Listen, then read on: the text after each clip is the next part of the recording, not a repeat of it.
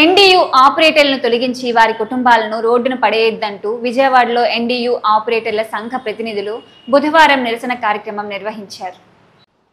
విజయవాడ చౌక్లో 26 జిల్లాల ప్రెసిడెంట్స్తో కలిసి రాష్ట్ర యూనియన్ బుధవారం ఎండీయూ ఆపరేటర్లు నిరసన కార్యక్రమం నిర్వహించారు.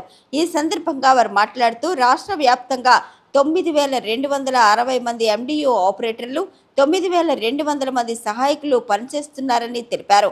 వీరు వీధుల్లో చేరిన సమయంలో 72 నెలల అగ్రిమెంట్ ఉందని, ప్రస్తుతం మరో 2 ఏళ్ల పాటు విధుల్లో కొనసాగే అవకాశం ఉన్నప్పటికీ ప్రభుత్వం రాత్రికి రాత్రి అనాలోచిత నిర్ణయంతో ఆపరేటర్లను తొలగించడం సమంజసం కాదని తెలిపారు. ఇటువంటి నిర్ణయాల వలన సుమారు 18,500 కుటుంబాల వారు రోడ్డున పడతారని ఆవేదన చెందారు.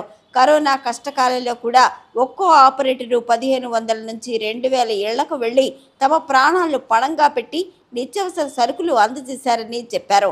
తమ డిమాండ్లను తక్షణమే పరిష్కరించే దిశగా ప్రభుత్వం చొరవ తీసుకోవాలని వారు కోరారు. 2 సంవత్సరాల కాలం రావాల్సిన అంగన్వాడీ మిడ్ డే మీల్స్ అమౌంట్ను వెంటనే రిలీజ్ చేయాలని, 9,000 పైచీలకు కట్టిన ఇన్సూరెన్స్ అమౌంట్ రావాల్సి ఉందని, ఆ బకాయిలను తక్షణమే చెల్లించాలని వారు కోరారు. అలాగే బ్యాంకుల ద్వారా ఉన్న బకాయిలు ఈఎంఐల ద్వారా చెల్లించాల్సి ఉందని, వాటిని ప్రభుత్వమే చెల్లించాలని స్పష్టం చేశారు.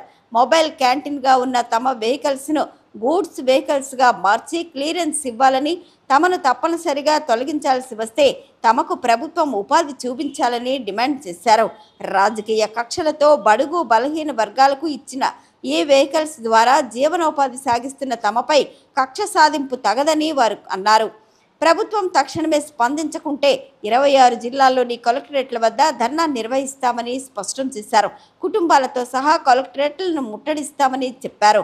ఈ కార్యక్రమంలో 26 జిల్లాల ప్రతినిధులు హేమంత్, నవీన్, నాగేంద్ర, పైడి వరాహ నరసింహలు, రమణ, ప్రభాస్, నవీన్, సత్యనారాయణ, వెంకట్రావు, దేవా, శ్రీను, సతీష్, ప్రతాప్ రెడ్డి, సిఐటియు రాష్ట్ర నాయకులు, విజయవాడ సిటీ ఎండీయూ ఆపరేటర్లు తదితరులు పాల్గొన్నారు.